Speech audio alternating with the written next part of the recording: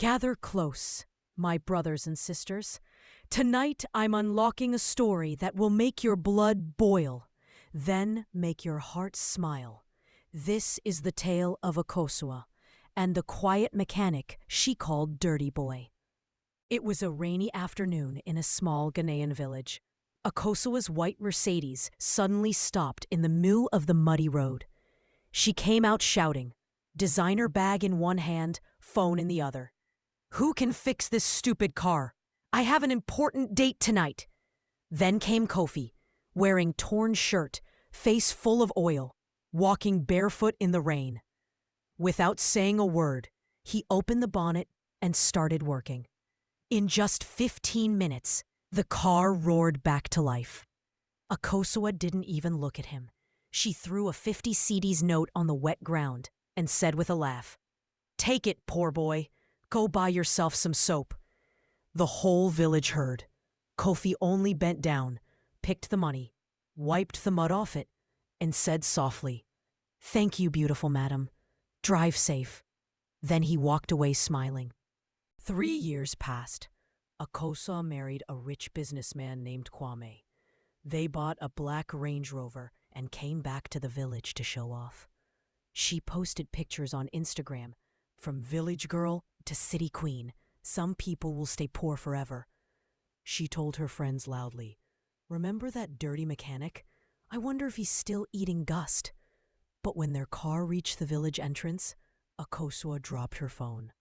The muddy road was now smooth tar. Bold wooden huts had become beautiful painted houses.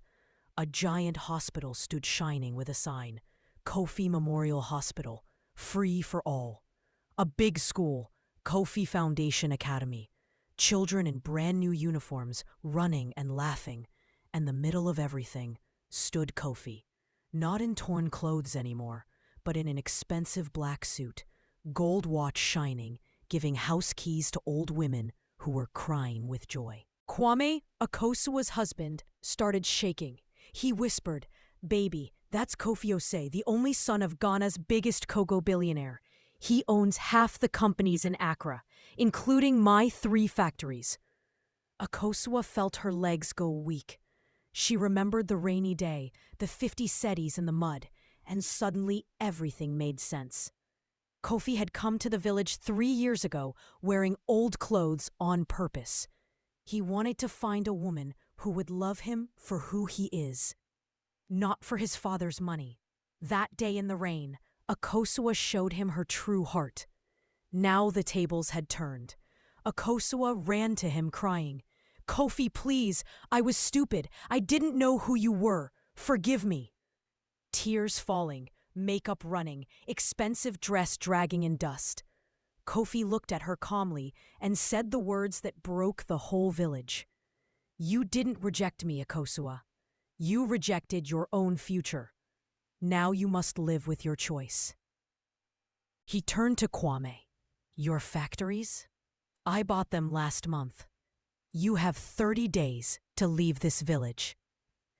Kwame fell on his knees, begging, but Kofi only walked away, while the villagers cheered the quiet boy who became their king. Today, Akosua drives taxi in Kumasi from morning till night. Every evening, she passes a huge billboard, Kofi Foundation, lifting the poor since 2023. And she cries remembering the day she laughed at a man in the rain. The elders still say, never look down on anyone, because the same ground you stand on to insult someone today might be the same ground you kneel on tomorrow. If this story touched your heart, do 3 things right now. Hit that like button. Subscribe to AfroTaleVault. Comment down below. Karma never forgets an address. Next story drops in 3 days. This is AfroTaleVault. Stories unlocked. Good night, or maybe good lesson.